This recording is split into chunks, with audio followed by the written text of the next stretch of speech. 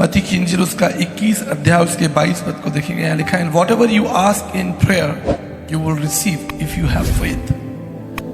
हिंदी में पढ़ेंगे, क्या लिखा है? जो कुछ तुम प्रार्थना में विश्वास से मांगोगे वो सब तुमको मिलेगा। जो कुछ तुम प्रार्थना में विश्वास से मांगोगे वो तुम्हें मिलेगा। ये परमेश्वर का वायदा है, और ये वायदा उन लोगों के लिए है जो परमेश्वर पर भरोसा करते हैं। ये वायदा उन लोगों के लिए जो परमेश्वर का आदर करते हैं। ये वायदा हर किसी के लिए नहीं है। God's promise is not for everyone. परमेश्वर का वायदा हर किसी के लिए नहीं है। परमेश्वर का वायदा उन लोगों के लिए जो उसकी नीतियों का आदर करते हैं। यद्यपि उसने जीवन सबको दिया है। बाइबल कहती है वो धर्मी के ऊपर अधर्मी के ऊपर दोनों के ऊपर प्रकाश देता है, भोजन देता है, लेकिन अपनी प्रतिज्ञाओं का जो भाग है वो केवल उसने विश्वासी लोगों के लिए रखा है। उन ईमानदार लोगों के लिए रखा है जो उस पर ईमान रखते हैं, विश्वास करते हैं और उसकी योजनाओं को, उसकी नीतियों को समझने के लिए दिन रात, जैसा दाऊद कहता है कि दिन रात वो क्या करते हैं, उसकी विधियों को मनन करते हैं। और इसलिए परमेश्वर ने आपको बुलाया है। सारे कामों को छोड़कर, सारी जिम्मेदारियों को छोड़कर आप इस समय यहां पर बैठे हैं ताकि आप परमेश्वर की विधियों को जान सके, परमेश्वर की इच्छा को जान सके। क्योंकि जब आप परमेश्वर की इच्छा को जानेंगे आप अपने जीवन में सफलता को देखेंगे। जब आप परमेश्वर की योजनाओं को और परमेश्वर का आदर करेंगे, उसकी योजनाओं का आदर करेंगे, आप देखेंगे कि कैसे आपके लिए धीरे धीरे मार्ग खुल जाते हैं। आज मसीह समाज की सबसे बड़ी चुनौती क्या है कि हम परमेश्वर से संसारिक सफलता मांगते हैं, संसारिक वस्तुओं को मांगते हैं, और उसमें कोई बुरा नहीं है। परमेश्वर ने वायदा किया कि मैं तुझे पृथ्वी की भी आशीष दूंगा और स्वर्ग की भी आशीष दूंगा। लेकिन मैं आपसे एक सवाल पूछता हूं, इमेजिन कीजिए, आप कल्पना कीजिए कि अगर आप आत्मिक रूप से अनुशासित नहीं हैं, if you are not right spiritually, अगर आपका जीवन, आत्मिक जीवन जो है वो ठीक नहीं है, और परमेश्वर आपको संसारिक आशीषें दे दे या आपको संसारिक आशीषें मिल जाए, उसका क्या लाभ होगा? उसका कुछ लाभ नहीं होगा। क्योंकि बाइबल कहती है संसार और संसार की बातें नष्ट हो जाएंगी, लेकिन परमेश्वर का वचन और परमेश्वर का राज और वो लोग जो परमेश्वर पर विश्वास करते हैं वो अनंत काल तक बने रहेंगे। इसका मैं आपको एक उदाहरण देता हूं। आज 26 जनवरी आप सबको मालूम है, मैं बहुत डिटेल में नहीं जाऊंगा। जब भारत देश आजाद हुआ तो लोग खुश हो गए कि भाई अंग्रेज चले गए, हम सब खुश हो गए, बहुत बढ़िया, बहुत अच्छा जी। और पूरे देश के अंदर मैं सोचता हूं कि जो 16 अगस्त का अखबार छपा होगा, एक बड़ी विक्ट्री उसमें लिखी होगी, भाई आज 15 अगस्त है और देश आजाद हो गया, लोग खुश हो गए। सुनिए ध्यान से, बड़ा इंटरेस्टिंग आपको बताने जा रहा हूं। लेकिन उसके बाद क्या हुआ? कुछ सालों के बाद हमें कॉन्स्टिट्यूशन दे दिया गया। लोगों को इसके बारे में पता ही नहीं था कि कॉन्स्टिट्यूशन क्या होता है, व्हाट इज कॉन्स्टिट्यूशन। आम आदमी को इसके बारे में कुछ नहीं मालूम था। आम आदमी को तो केवल इतना मालूम था कि अंग्रेज चले जाए, सब सुख हो जाएगा, सब अच्छा हो जाएगा। लेकिन जो बुद्धिमान लोग थे, जो देश को चलाने वाले लोग थे, जो देश का भविष्य तय करने वाले लोग थे, उन्हें मालूम था कि आजादी जो हमें मिली है इसका भी वो अर्थ नहीं होगा जब तक भारत देश के अंदर संविधान ना हो। और उसके बाद संविधान तैयार किया गया, उसमें कितने सारे अनुच्छेद लिखे गए, कितनी सारी डॉक्ट्रिन्स लिखी गई। इतने बड़े देश को चलाने के लिए सामाजिक व्यवस्था, अर्थव्यवस्था, राजनीतिक व्यवस्था, धर्म की व्यवस्था, मनुष्य का हक, न्याय, ना जाने कितनी चीजें उसके अंदर लिखी गई। अब लोग सोच रहे होंगे 26 जनवरी को जब कॉन्स्टिट्यूशन है, भाई ये क्या चीज है, इसका अर्थ क्या है, इससे क्या होगा, इससे क्या लाभ होगा। लेकिन आज आप जानते हैं कि अगर हमारे देश में कॉन्स्टिट्यूशन नहीं होता तो हमारे देश का स्वरूप क्या होता? कोई भी लाल बत्ती पार कर रहा होता, कोई भी आपके प्लॉट के ऊपर घर आपने बनाया, अगला व्यक्ति आता अपना बुलडोजर लेके आपके घर के ऊपर अपना घर बना देता। आप परेशान होते हैं। आपने अमरूद का पेड़ लगाया, 4 आदमी आए, वो अमरूद तोड़ के ले गए, आप किसी से कंप्लेन नहीं कर सकते। आपकी गाड़ी खड़ी है, 2 आदमी आए, आपकी गाड़ी उठा के ले गए। कोई व्यवस्था ही नहीं, कोई न्याय नहीं, कोई सामाजिक संतुलन नहीं, पूरे देश के अंदर हड़कंप। इसलिए जो बुद्धिमान लोग थे, जो संविधान के निर्माता थे, वो जानते थे कि इतने सारे लाखों लोगों को एक नेटवर्क में लाने के लिए, एक सिस्टम में लाने के लिए हमें संविधान की आवश्यकता है। और उन्होंने संविधान लिखा। और हम आज जानते हैं कि हमारा देश जो है वो किससे चलता है? संविधान से चलता है। ये तो बात हो गई संविधान की। Now we are talking about God's kingdom. हम परमेश्वर के राज्य की बात कर रहे हैं। ये तो भारत देश के राज्य की बात हो गई, लेकिन परमेश्वर का सिद्धांत या परमेश्वर की योजनाएं जो हैं वो सब देशों से ऊंची है, सब मनुष्यों के सिद्धांतों से ऊंची है। क्योंकि परमेश्वर तो पूरे संसार का, पूरे विश्व का परमेश्वर है। वो केवल भारत का थोड़ी है। उसे तो चाइना की भी फिक्र है, उसे तो अमेरिका के लोगों की फिक्र है, उसे तो इंडोनेशिया के लोगों की फिक्र है। ये पूरे 7 बिलियन जो लोग संसार के अंदर रह रहे हैं, इनको चलाने के लिए क्या शक्ति होगी, इनको मैनेज करने के लिए क्या शक्ति होगी? And that is faith. The country runs bye constitution, but the kingdom of God runs by faith. और इसलिए परमेश्वर का वचन हमें स्पष्ट कहता है, लूका उसके 1:37 में, 2 कोरिन्थियों उसके 5:7 में, रोमन्स उसके 10:7 में, इट्स ऑल अबाउट फेथ।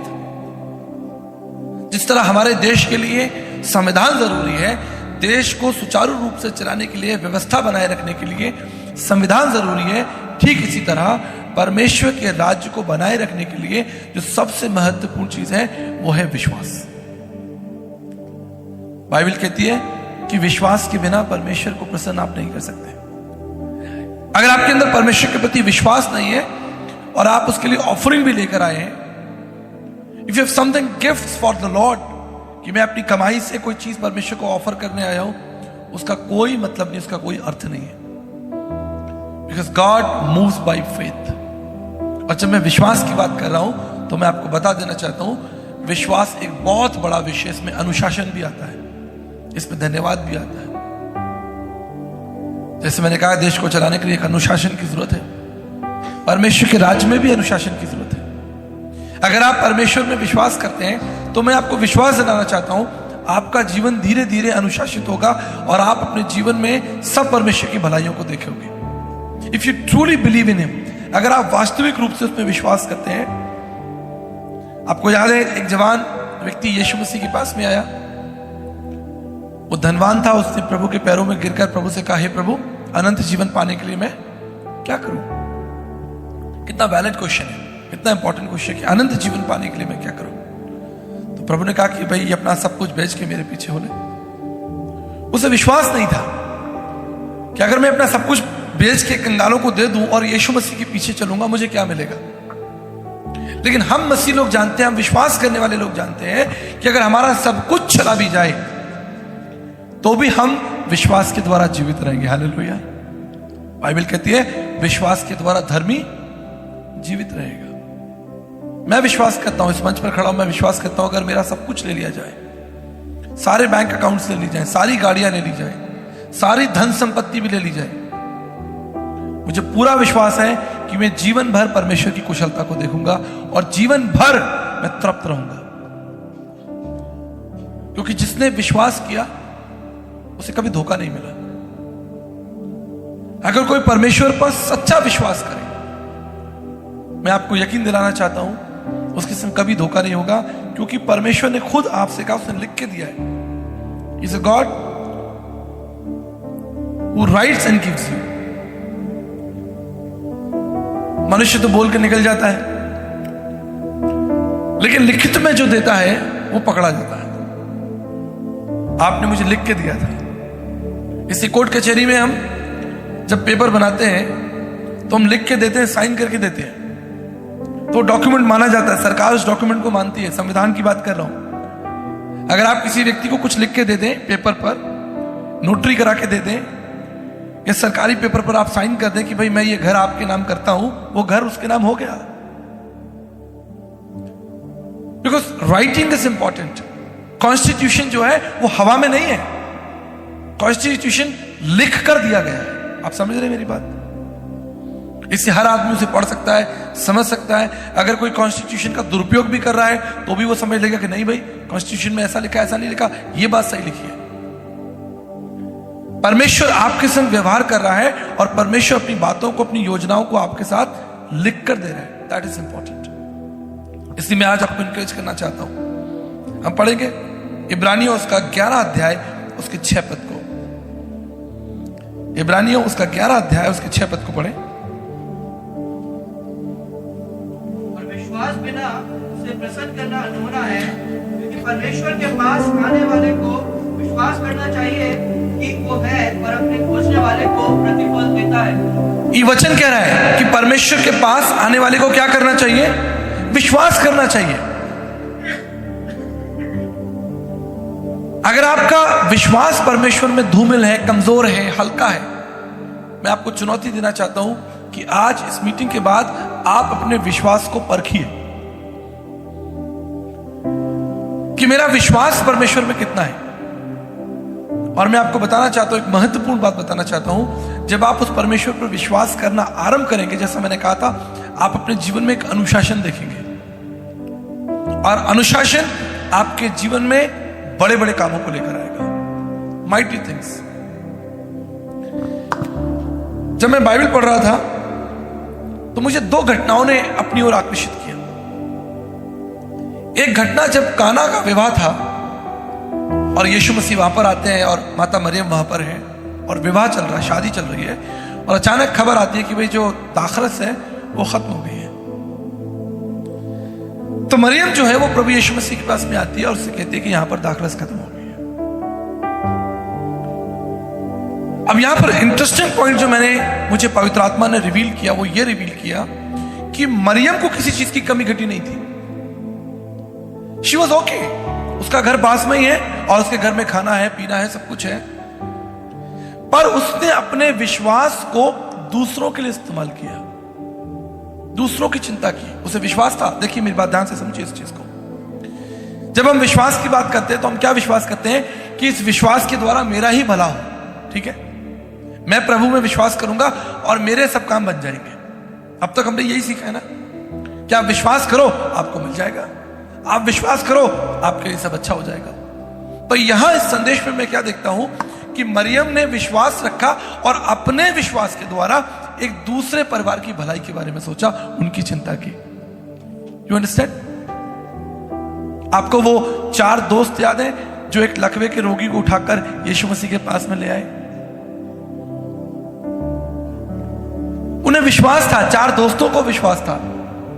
वो व्यक्ति तो जा नहीं सकता चलकर यीशु मसीह के पास में, लेकिन उन 4 दोस्तों ने एक लकवे के रोगी को खटिया पर बिठाया, लिटाया और उसे ले गए यीशु मसीह के पास।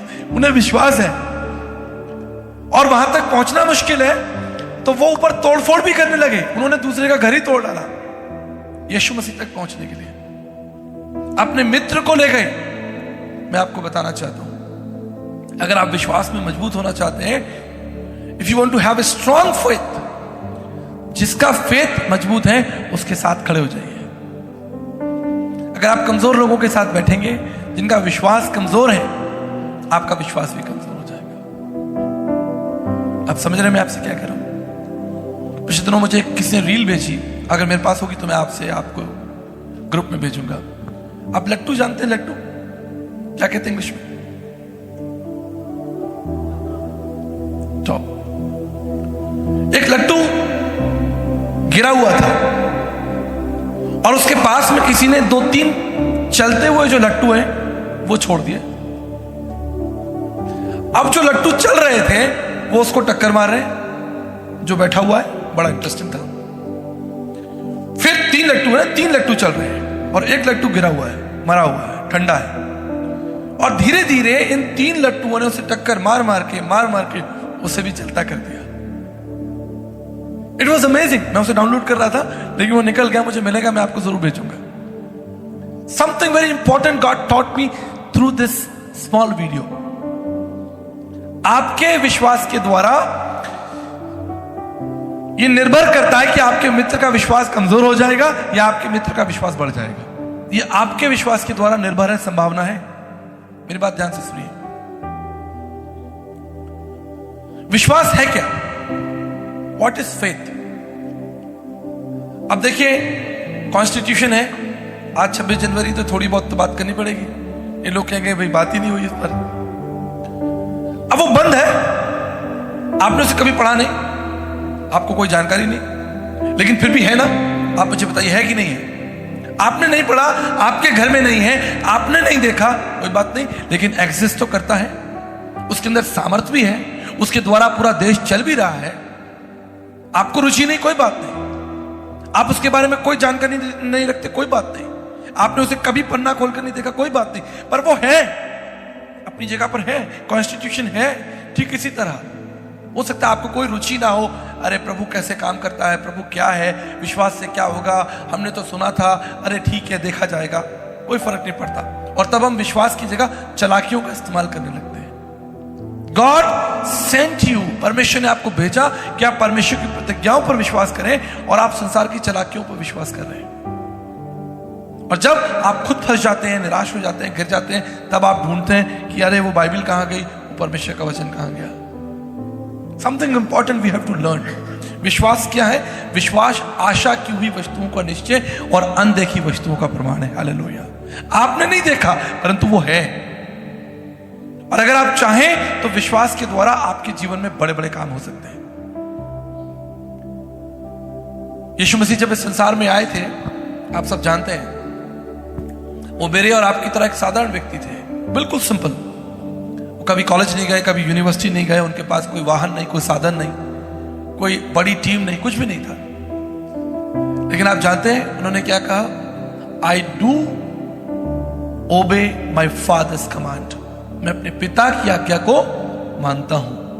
बस पिता की आज्ञा मानते रहे वो। और आज आप देखिए पूरे विश्व के अंदर कितने मसीह हैं। पूरे विश्व के अंदर एक छोटा सा काम विश्वास से शुरू हुआ, 2 आदमियों के द्वारा शुरू हुआ, लेकिन विश्वास के द्वारा आज पूरी पृथ्वी पर सबसे बड़ी जो संख्या है वो मसीह के विश्वास करने वाले लोगों की संख्या है। 2000 साल पहले। आप जानते हैं, मैं कुछ महत्वपूर्ण उदाहरण आपको देना चाहता हूं। मैं अध्ययन कर रहा था, पाकिस्तान में एक बिशप थे, 1985 की बात है। उस समय पाकिस्तान के अंदर मसीहियों के ऊपर बहुत परसिक्यूशन हो रहा था, सताव हो रहा था बहुत ज्यादा। विशेष रूप से जो पाकिस्तान का जो पंजाब एरिया है उसके अंदर बहुत मसीहियों को सताया जा रहा था, मारा जा रहा था। और वहां पर एक बिशप थे, वो इन सब बातों से इतना चिंतित हो गए, इतना निराश हो गए, इतना थक गए वो बिशप। उनके ऊपर इतने एलिगेशन लगा दिए गए, उनको जेल में डाला गया, वो बीमार हो गए, शारीरिक रूप से वो बहुत कमजोर हो गए। आप जानते हैं उन्होंने क्या किया? उन्होंने सुसाइड कर लिया। He killed himself। इतना सारा टॉर्चर, इतनी सारी थकान, इतना सारा बवाल वो सह नहीं पाए, and finally he commit suicide. जब वो मर गए, सैकड़ों लोग उनकी कब्र पर आए, उनको देखने आए, उनकी डेड बॉडी को देखने के लिए आए। लोगों के अंदर एक बीज पैदा हो गया विश्वास का। एक विश्वास का बीज पैदा हो गया कि ये व्यक्ति परमेश्वर के लिए मारा गया, परमेश्वर के राज्य के लिए ये थक कर मर गया। अब हम अपने विश्वास के द्वारा एक बड़ा काम यहां पर करेंगे। और आप जानते हैं, मैं इस समय बड़ी जिम्मेदारी के साथ कहना चाहता हूं कि पाकिस्तान का जो पूरा पंजाब एरिया है इज फुल ऑफ बिलीवर्स। सब मसीहों से भरा हुआ है। वहां के लोगों ने विश्वास करना शुरू किया, जो कमजोर थे, विश्वास में कमजोर थे। अगर आप परमेश्वर के साथ उस संबंध को मजबूत करेंगे, आप अपनी आंखों से बड़े बड़े कार्यों को देखेंगे। बस शर्त यह है कि कई बार हम अपने विश्वास का इस्तेमाल केवल अपने लिए करते हैं, हम दूसरों के लिए नहीं करना चाहते। हम दूसरों की भलाई के लिए उन योग्यताओं का इस्तेमाल नहीं करना चाहते जो प्रभु ने हमारे जीवन में रखी है। हम बात ही नहीं करते किसी से रुचि नहीं रखते, किसी की थकान में, किसी की रुकावटों में, किसी की समस्याओं में हम बात ही नहीं करना चाहते। हम एक बहुत थका हुआ जीवन जीते, क्योंकि स्वयं हमारा विश्वास भी प्रभु में कमजोर है। और विश्वास सुनने से और सुनना मसीह के वचन से। मुझे नहीं मालूम आप में से कितने लोग बाइबल पढ़ते हैं। मैं बार बार ये समझाता हूं, मुझे लोग कहते हैं भैया आप बार बार समझाते हैं, मुझे बार बार समझाना होगा क्योंकि लोग बार बार भूल जाते हैं। ये मेरा काम है। जब आप परमेश्वर के वचन को सुनेंगे, जब आप परमेश्वर के वचन को मनन करेंगे, आप देखेंगे कि आपके अंदर एक सामर्थ पैदा होगी, एक सामर्थ, एक अद्भुत सामर्थ पैदा होगी और आप देखेंगे कि आपके आसपास सब कुछ ठीक होता जा रहा है। Everything is following right actually. लेकिन कब होगा? जब आपका विश्वास परमेश्वर में मजबूत होगा। So what is faith? विश्वास है क्या? विश्वास आशा की हुई वस्तुओं का निश्चय और अनदेखी वस्तुओं का प्रमाण है। याद रखिएगा, this is the definition of faith. और विश्वास का स्रोत क्या है? 3 बातें आपको समझनी है। पहली बात, विश्वास है क्या? दूसरी बात, विश्वास का आधार क्या है? सोर्स क्या है? विश्वास का आधार खाना पीना नहीं है, संसारिक किताबें नहीं है, केमिस्ट्री, फिजिक्स, मैथ, साइंस, संसार की किताबें आप पढ़ते हैं, मैगजीन्स पढ़ते हैं, अखबार पढ़ते हैं। That is not going to bring faith in you. उसके द्वारा आपको नॉलेज मिलेगी लेकिन आपकी आत्मा का पोषण नहीं होगा। विश्वास का जो स्रोत है वो परमेश्वर का वचन है। और तीसरी महत्वपूर्ण बात, what is the purpose of faith? विश्वास का उद्देश्य क्या है? ऐसा मैंने आपको बताया कि एक कॉन्स्टिट्यूशन के द्वारा पूरा देश चलता है, विश्वास के द्वारा परमेश्वर का पूरा राज्य चलता है। मैं आपको एक उदाहरण देना चाहता हूं। पिछले दिनों एक महिला दिल्ली में मेट्रो स्टेशन पर बेहोश होकर गिर गई। वो मेट्रो स्टेशन से निकली और बेहोश होकर गिर गई। आसपास के लोग इकट्ठा हो गए, अरे एक महिला गिर गई, कोई उस पर पानी छिड़क रहा है, कोई उसको बोल रहा है मैडम मैडम, कोई कह रहा है इसका आईडी कार्ड देखो कौन है, कोई कह रहा है इसका फोन लगाओ, इसके पति को, इसके बाप को फोन लगाओ, भाई क्या हो गया। तभी वहां पर एक जवान लड़का आया, यंग बॉय, उसकी उम्र मुश्किल से 13, 14, 15 साल की उम्र थी। वो आया और उसने उस बीमार महिला को, उस बेहोश महिला को देखा और उसने कहा मैं तुझे आज्ञा देता हूं यीशु मसीह के नाम से गेट अप। आसपास के लोग देखने लगे, ये क्या बोल रहा है, ये क्या बोल रहा है, क्या यीशु मसीह के नाम से मैं तुम्हें आज्ञा देता हूं। आप जानते हैं उसने यीशु मसीह के नाम से आज्ञा दी और वो महिला अपनी आंखें खोलकर खड़ी हो गई। लोग हैरान हो गए। ये वीडियो आया था। जब उस लड़के से पूछा कि आपने क्या किया, उसने कहा मैंने प्रभु पर विश्वास किया, मैंने बस प्रभु पर विश्वास किया। ये आपको बड़ा अटपटा लग रहा होगा, बड़ा अजीब लग रहा होगा क्योंकि आपका विश्वास कमजोर है। आप सोच रहे होगे क्या ये हो सकता है, क्या ऐसा हुआ होगा? लेकिन मैं आपको बताना चाहता हूं, if you have right relationship, what is faith? विश्वास परमेश्वर के साथ एक घनिष्ठ संबंध है। इसलिए मैं इस बात से बड़ा प्रेरित होता हूं, मुझे बड़ी प्रेरणा मिलती है जब परमेश्वर का वचन मुझे ये स्मरण दिलाता है कि परमेश्वर ने मूसा के ऊपर अपनी योजनाओं को प्रकट कर दिया। इजराइलियों पर नहीं किया उसने, लेकिन मूसा पर किया। उसे मालूम था कि इस व्यक्ति को मुझ पर विश्वास है। दाऊद कहता है कि धन्य जिसका भरोसा जो है वो यहोवा परमेश्वर पर है। अगर मैं आपसे पूछूं आपको क्या क्या जरूरत है, अभी आप एक लिस्ट देंगे मुझे, भैया मेरे घर का काम नहीं हो रहा है, भैया मेरी साइकिल खराब हो गई है, मैं गाड़ी खरीदना चाहता हूं। वी ऑल हैव नीड्स ना। लेकिन हम में से कितने लोग हैं जो अपने पास्टर के पास में आते हैं या एक दूसरे से कहते हैं भैया मैं विश्वास में बढ़ने के लिए क्या करूं, मैं अपने विश्वास को कैसा बढ़ाऊं? कभी आपने सुना है आपस में एक दूसरे को बात करते हुए? मुझे नहीं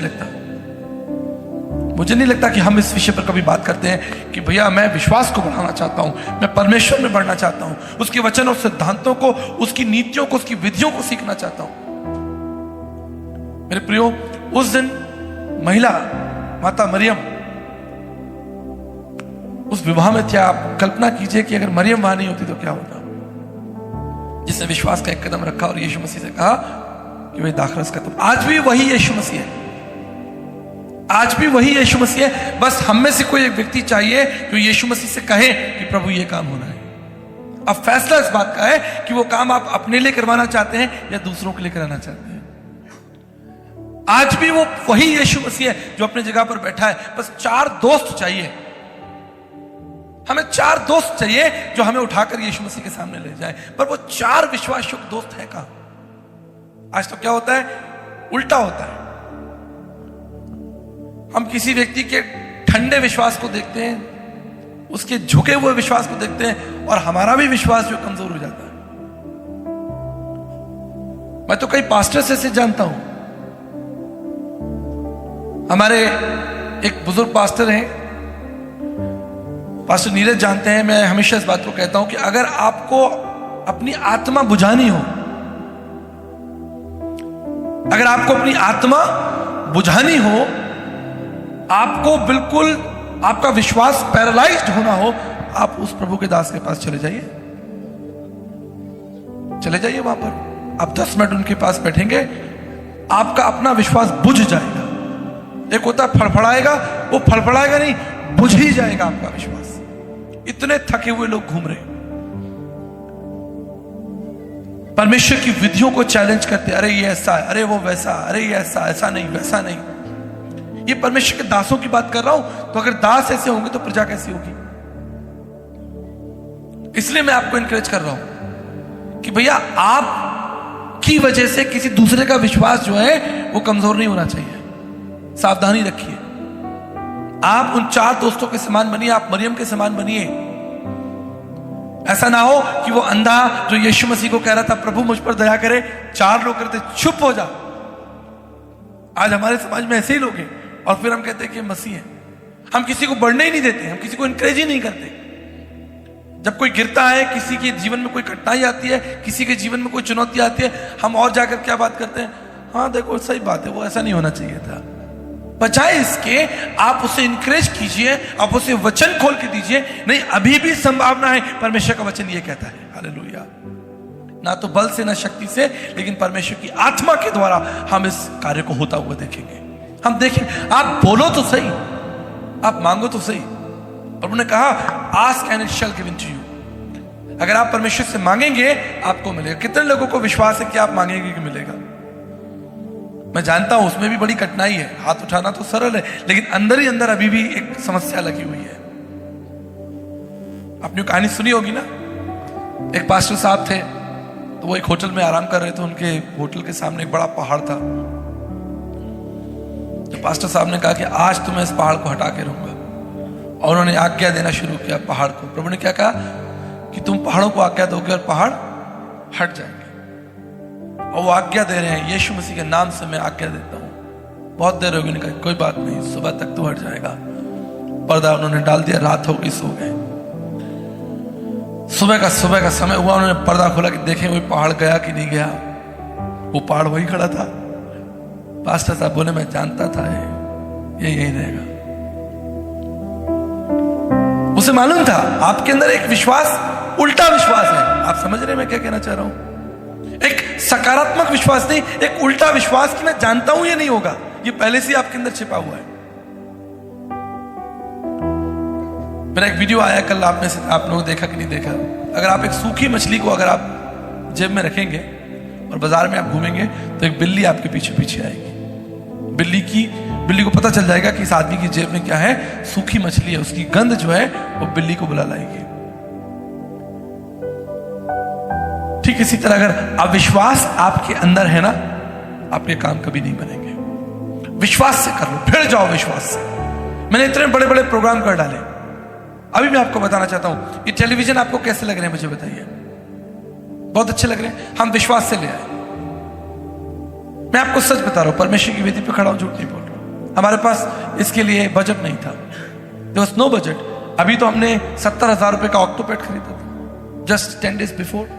उसके बाद हम 70,000 रुपए के टीवी भी ले आए और 10,000 रुपए की ये स्टैंड भी बन गए, जस्ट बाय फेथ। मैंने कहा प्रभु मैं अपनी आंखों से देखना चाहता हूं, आई वॉन्ट टू सी। प्रभु ने कहा ले, nothing is difficult for him, तुम विश्वास करो हो जाएगा। अब कैसे होता है ये तो केवल विश्वास योग्य आदमी ही जानता है कि परमेश्वर काम कैसे करता है। कमजोर आदमी को क्यों अपने प्लान्स बताएगा ये कैसे हुआ? लेकिन जो विश्वास योग्य आदमी है वो जानता है ये काम होगा। 2 दिन पहले पास्टर डेविड के ससुर साहब ने मुझसे कहा कि आचार्य जी काम प्रभु का बहुत अच्छा चल रहा है, लेकिन एक चीज की कमी है। मैंने कहा बोलिए। बोला कि अपनी कलीसिया होनी चाहिए, अपना भवन होना चाहिए। मैंने आकर, वो यहां पर उपस्थित नहीं है, शायद घर पर आराम कर रहे होंगे। मैंने उनसे कहा जिस दिन हमारी कलीसिया चाहेगी उस दिन भवन बन जाएगा, पर हमारी कलीसिया चाह ही नहीं रहे, हमारे लोग चाह ही नहीं रहे। जिस दिन आप चाहोगे, और मैंने विश्वास से एक बड़ी बात बोल दी, मैंने कहा विश्वास से, देखिए विश्वास किसे कहते हैं, मैंने कहा जिस दिन कलीसिया 5 लाख जमा कर लेगी मैं 50 लाख दे दूंगा। विश्वास से, है नहीं मेरे पास 50 लाख, लेकिन मैं दावा करता हूं, विश्वास है मेरा कि जिस दिन कलीसिया 5 लाख दे देगी उस दिन मैं अकेला, मूसा के समान अकेले, दाऊद के समान अकेले 50 लाख रुपए लेकर आऊंगा और भवन बनेगा। हालेलुया। आपको विश्वास है? परंतु वो विश्वास ही तो नहीं है, उसी में तो डाउट है। और विशेष रूप से राजस्थान में, राजस्थान के लिए कहते हैं कि यहाँ की मिट्टी जो है वो सूखी है, हाथ में पकड़ में नहीं आती है। Have faith in Christ। आप किसी संत, किसी महात्मा की आराधना करने नहीं आए हैं, आप सृजनहार परमेश्वर की आराधना करने आए हैं, जिसके मुंह से वचन निकलता है और चीजें हो जाती हैं। लेकिन आप जानते हैं विश्वास का एक बहुत बड़ा आधार है, एक बहुत बड़ी प्रतिज्ञा है। अगर आप अपने जीवन में विश्वास को मजबूत करना चाहते हैं, मैं आपको उसका एक रास्ता बताता हूं। If you really want to strong your faith, उसका एक छोटा सा रास्ता मैं आपको बताता हूं। अगर आप मेरे साथ निकालें उत्पत्ति की पुस्तक, उसका 6 अध्याय, उत्पत्ति की पुस्तक उसका 6 अध्याय और उसके 9 पद को पढ़कर देखिए। अगर आप अपने विश्वास को मजबूत करना चाहते हैं तो पढ़कर देखिए बाइबल क्या कहती है। नूह की वंशावली, नूह की वंशावली ये है नूह धर्मी पुरुष, नूह एक धर्मी पुरुष था और अपने समय के लोगों में खरा था। देखिए, और अपने समय के लोगों में खरा था और नूह परमेश्वरी के साथ साथ चलता रहा। मेरी बात ध्यान से सुनिएगा चर्च। अगर आप अपने जीवन में बड़े बड़े कामों को होते हुए देखना चाहते हैं कि परमेश्वर आपके जीवन में और आपके द्वारा बड़े बड़े काम कर सकता है, उसके लिए जरूरत है कि आप मनुष्यों के संग खरे और ईमानदार रहें, क्योंकि परमेश्वर खरे लोगों के द्वारा, ईमानदार लोगों के द्वारा कार्य करता है।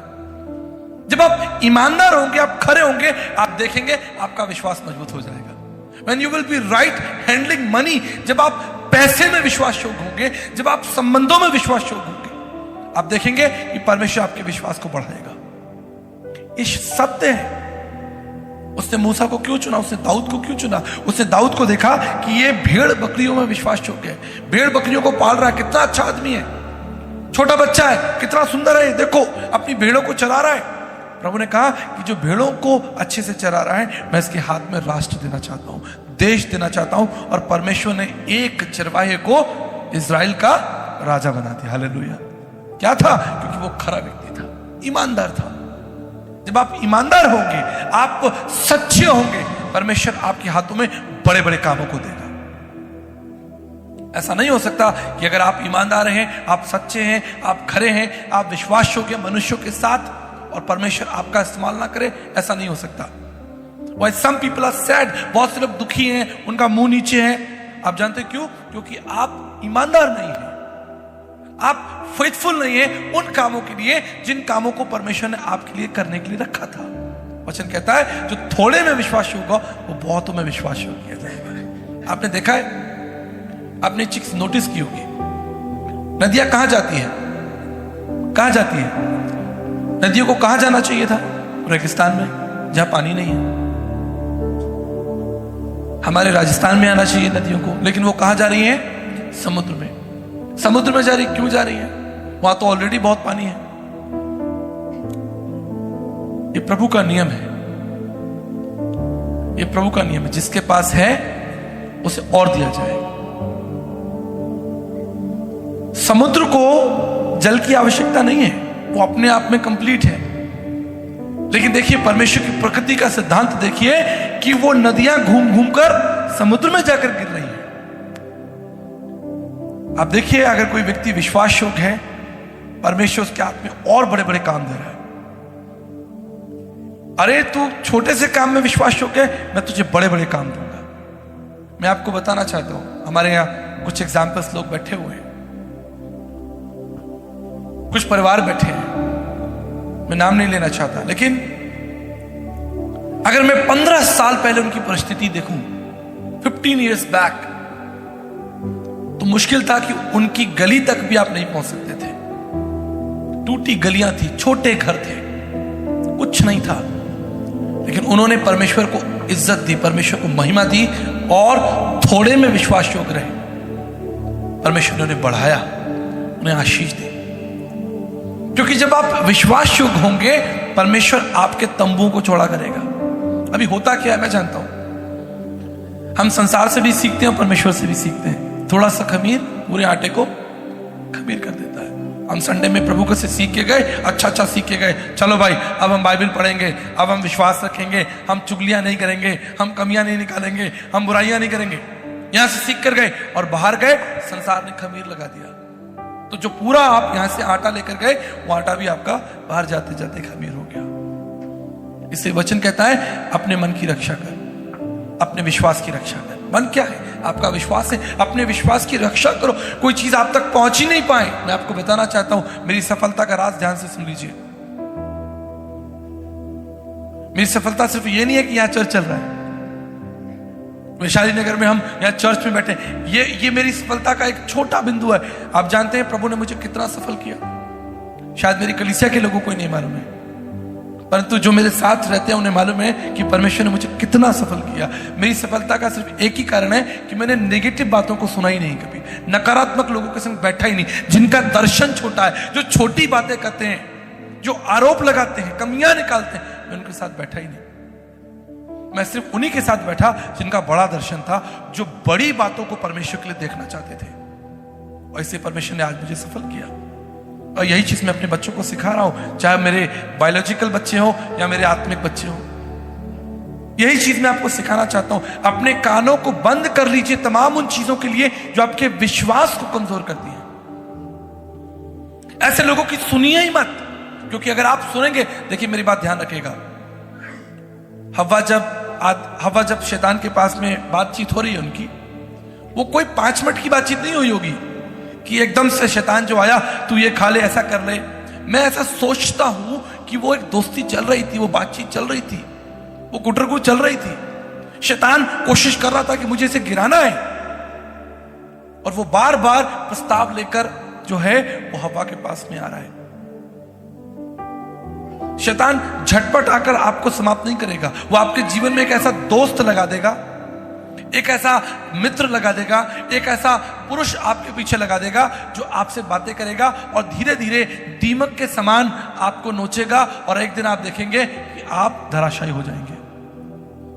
नकारात्मक लोगों से बचिए, जो विश्वास में कमजोर है उनसे बचिए, जो परमेश्वर का वचन नहीं पढ़ते, परमेश्वर की विधियों का आदर नहीं करते, उनके साथ आपको बहुत ज्यादा संगति करने की आवश्यकता नहीं है। बाइबल कहती है लोहा लोहे को क्या करता है? लोहा लोहे को क्या करता है? आपने कभी ऐसा देखा उल्टा ही हो जाए? हम चमकाने गए, हम ही बुझ कर आ गए। हम तो चमकाने गए थे, हम तो किसी व्यक्ति के पास गए उसको चमकाने के लिए, हम खुद ही बुझ कर आ गए। याद रखिएगा मेरी बात, योर लाइफ मैटर्स। आपका जीवन बहुत इंपॉर्टेंट है। किस तरह के चुनाव आप कर रहे हैं, किस तरह की किताबें आप पढ़ रहे हैं, किस तरह की संगति आप कर रहे हैं, किस तरह का भोजन आप कर रहे हैं, किस तरह के लोगों के साथ आप बातचीत कर रहे हैं। एवरी डे, प्रत्येक दिन आपको बैटल करना है, एक युद्ध लड़ना है नेगेटिव लोगों से, विश्वास में कमजोर लोगों से। आपके चारों तरफ वही लोग हैं। हम ऐसे समाज में रहते हैं कि जहां लोग यीशु मसीह को जानते ही नहीं है। हम ऐसे समाज में रहते हैं जो बाइबल के प्रकाशन और भेद की बातों को समझते ही नहीं। आप उनसे क्या सीखेंगे? आप उनसे क्या पाएंगे? कुछ नहीं पाएंगे। इसलिए अपने मन की रक्षा करें, अपने विश्वास को मजबूत करें, वचन के द्वारा दृढ़ हो जाए। मैंने एक एग्जाम्पल दिया था, आपको याद होगा। एक बार मैंने प्रतिज्ञा की कि मैं 15 दिन तक बाइबल नहीं पढ़ूंगा। पुरानी बात है, 4-5 साल पुरानी बात है। और मैंने कहा देखते क्या होता है, 15 दिन में बाइबल ना पढ़ूं तो क्या होगा। पहला, दूसरा, तीसरा दिन बहुत अच्छा निकला, क्योंकि मुझे याद है ना, मुझे मालूम है ना, मैं तो पिछले 22 साल से परमेश्वर की सेवा कर रहा हूं। अगर मैं 15 दिन बाइबल नहीं पढ़ूंगा तो क्या फर्क पड़ता है। 3-4 दिन निकले, ठीक ठाक निकल गए। चौथा, पांचवा, छठा दिन आया, थोड़ी थोड़ी भूख लगी, थोड़ी थोड़ी कमजोरी लगी कि नहीं कुछ है, दिक्कत है। मैंने कहा कोई बात नहीं। जब 11वां दिन आया तो मैंने महसूस किया कि परमेश्वर मुझसे बात नहीं कर रहा है। मैंने अपने अंदर एक खालीपन, एक निराशा, एक बुझी हुई आत्मा को पाया। मैंने कहा नहीं, ये एक्सपेरिमेंट ठीक नहीं है, ये एक्सपेरिमेंट ज्यादा दिन चलना भी नहीं चाहिए भाई। हम तो एक्सपेरिमेंट करके देख रहे थे कि अगर 15 दिन बाइबल ना पढ़ी जाए तो क्या होता है। आप सोचिए कि अगर आप 15 दिन भोजन ना करें तो क्या होगा, 15 दिन अगर आप पानी ना पिए तो क्या होगा, 15 दिन आप ना सोए तो क्या होगा। Just imagine, even 7 days is enough. 15 दिन तो बहुत बड़ी बात हो गई। अगर आप 7 दिन भोजन ना करें, 7 दिन जल ना पिए, 7 दिन आप ना सोए तो क्या होगा, आप बीमार हो जाएंगे, मर जाएंगे।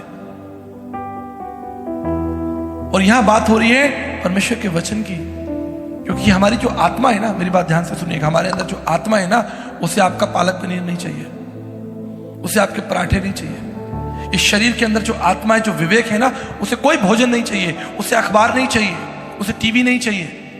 जो आत्मा परमेश्वर ने आपके अंदर दी है ना, उसे संसार की कोई भी चीज नहीं चाहिए, उसे केवल परमेश्वर का वचन चाहिए।